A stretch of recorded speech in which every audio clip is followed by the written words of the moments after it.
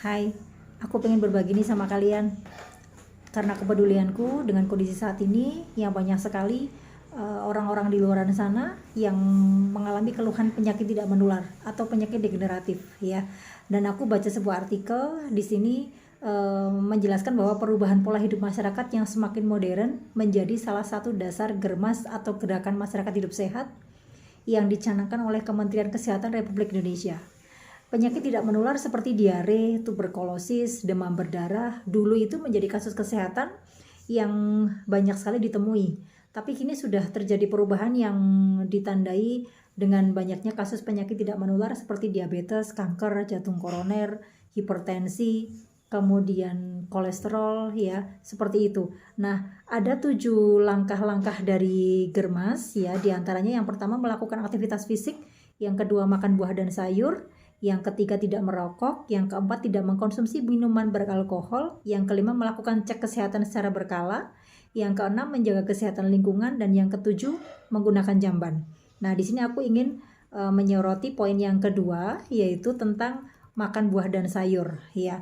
Keinginan kita untuk makan makanan yang praktis dan enak itu seringkali menjadikan berkurangnya waktu kita untuk bisa makan buah dan sayur. Yang sebenarnya makan buah dan sayur itu jauh lebih sehat dan bermanfaat bagi kesehatan tubuh kita. Nah, beberapa jenis makanan dan minuman seperti junk food, kemudian minuman bersoda sebaiknya dikurangi dan dihentikan konsumsinya karena dengan menambah jumlah konsumsi makanan dari buah dan sayur itu merupakan salah satu contoh Germas yang memang dengan mudah dapat dilakukan oleh siapapun. Nah, masalah selanjutnya yaitu bagaimana cara kita agar mengatasi kita dan keluarga kita untuk bisa mau setiap hari mengkonsumsi buah dan sayur. Nah, salah satu kampanye Germas itu adalah kampanye makan buah dan sayur yang memberikan informasi betapa besarnya manfaat dan kenapa kita harus makan buah dan sayur setiap hari. Artinya kebutuhan serat di tubuh kita itu terpenuhi dengan baik ya, dengan cukup ya.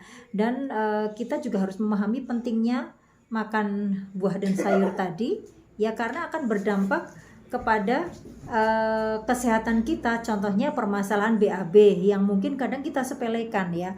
Jadi BAB itu ketika kita tidak rutin setiap hari membuang kotoran yang ada di dalam usus kita ya, tentunya akan terjadi penumpukan kotoran-kotoran yang menempel di dinding usus kita, semakin menebal dan semakin menebal. Dan sementara saat ini banyak sekali orang yang mengalami keluhan BAB tidak lancar, dan itu bagi mereka itu merasa itu adalah sesuatu yang sangat sepele ya, yang tidak perlu dijadikan masalah gitu loh.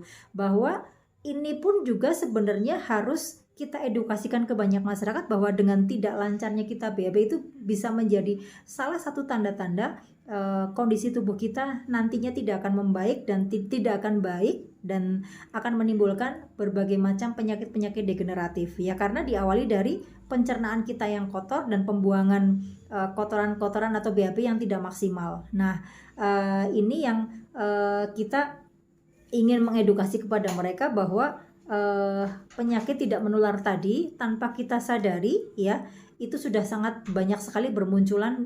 Contohnya saya sering sharing dengan teman-teman saya ya, yang mereka awalnya mereka merasakan kondisinya baik-baik saja, dan kadang-kadang kalau kita ketemu dengan seseorang ya, apa kabar bapak dan ibu gitu ya, seperti itu. Kadang-kadang mereka menjawab sehat seperti itu, dan kadang-kadang kita nggak menyadari bahwa mereka bilang sehat, ternyata sebenarnya mereka itu hanya sekedar merasa sehat saja, tidak betul-betul merasa sehat. Karena apa? Ketika kita memang tahu kondisi kita memang sehat, itu karena kita sendiri juga sudah rajin rutin ya, rutin cek secara berkala, paling tidak minimal 3 bulan sekali. 3 bulan sekali kita sering kontrol, kita sering cek, karena memang saat ini makanan kita, pola makan kita memang benar-benar kita tidak mementingkan sayur dan buah. Nah, saya kepengen bisa bagikan tips ini dengan kalian, bagaimana caranya kita bisa mengkonsumsi buah dan sayur, makan dengan enak, dengan praktis ya, tanpa harus repot, tanpa harus bingung ya, dengan murah dan gratis ya. Dan nanti akan saya berikan tips selanjutnya.